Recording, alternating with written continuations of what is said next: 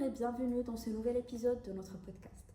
Aujourd'hui, on va vous emmener dans les ruelles de nos grandes villes marocaines, Casablanca, Marrakech et Rabat, où les murs changent de couleur, les cafés traditionnels deviennent des coffee shops et les foyers grimpent en flèche. Une question, bien un mot revient souvent, la gentrification.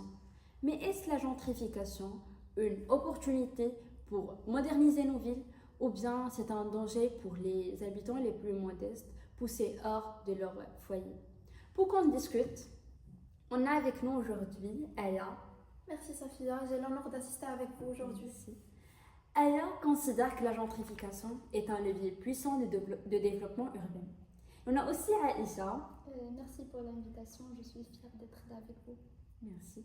Aïcha alerte sur ses conséquences sociales et sur l'exclusion qu'elle entraîne. Restez avec nous pour comprendre les enjeux d'un phénomène qui redessine déjà le visage de notre Maroc et qui pourra s'intensifier à l'approche du Mondial 2030.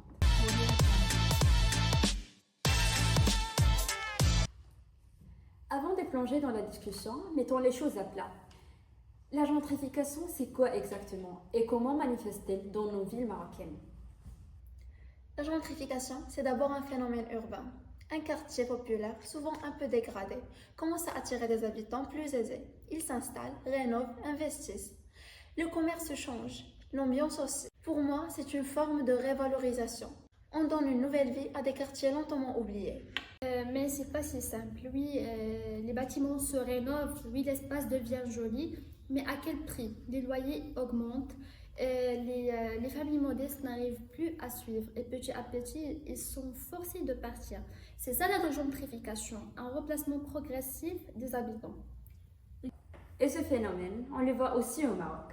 À Casablanca, par exemple, des quartiers comme Gautier ou comme l'ancien Médina voient arriver des projets d'immobilier de Sandine, des cafés haut de gamme et même des galeries d'art. À Marrakech, on voit la Médina qui s'explose par la transformation des riads en maisons d'hôtes. Ce sont aussi des quartiers qui étaient en mauvais état, parfois mal desservis, sans infrastructure. La gentrification apporte des routes, des écoles, des services. Ce n'est pas qu'un processus d'éviction. Mais ces infrastructures, elles profitent à qui? Certainement pas à ceux qu'on pousse vers la périphérie. On oublie la vie, oui, mais on exclut qui ont la base vivante. C'est là tout le débat. Est-ce une évolution naturelle ou une fracture sociale? Continuez avec les mécanismes de cette transformation. Alors, comment ça commence la gentrification? Comment un quartier peut se changer autant en si peu de temps? Souvent, ça commence quand un quartier ancien attire des investisseurs. Ils achètent des maisons, les rénovent et les revendent plus cher. Ensuite, de nouveaux habitants arrivent, souvent plus cher.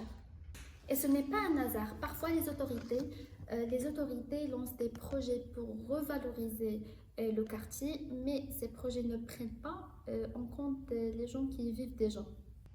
Il y a aussi le tourisme qui joue un rôle, comme par exemple à Marrakech.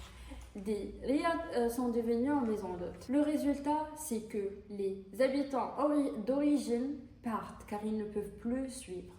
Les familles modestes sont poussées des endroits plus en plus loin, dans des endroits sans service ni transport. Donc la gentrification n'est pas tombée du ciel.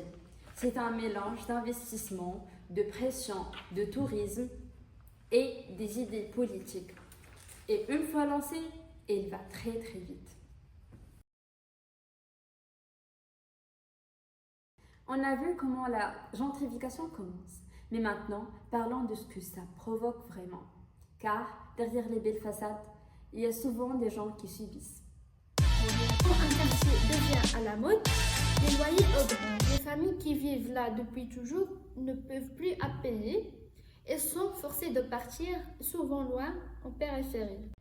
Mais en même temps, ces quartiers changent pour le bien.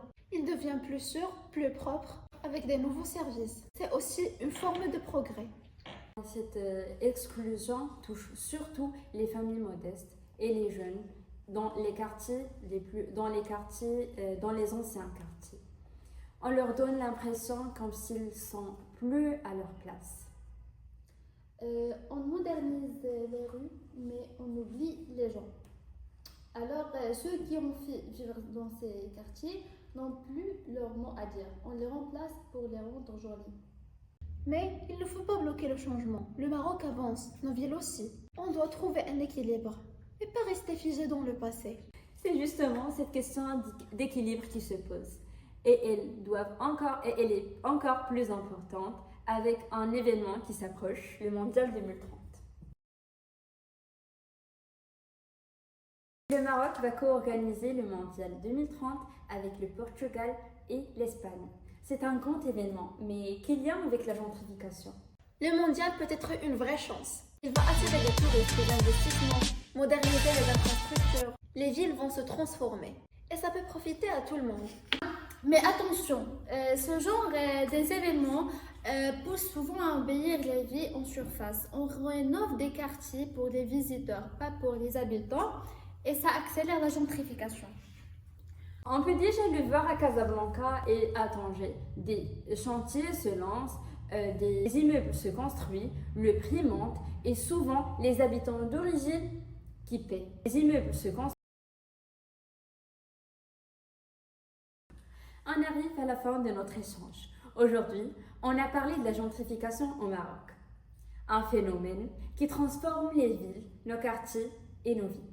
C'est un changement qui peut être positif. Il peut porter du développement, plus de sécurité et de meilleures infrastructures.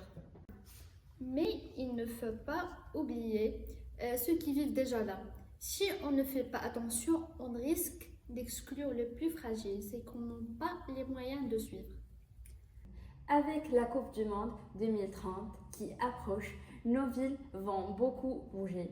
C'est une vraie opportunité, mais aussi un moment de vigilance.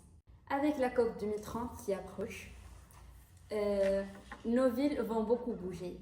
C'est une grande opportunité, mais aussi un moment de vigilance.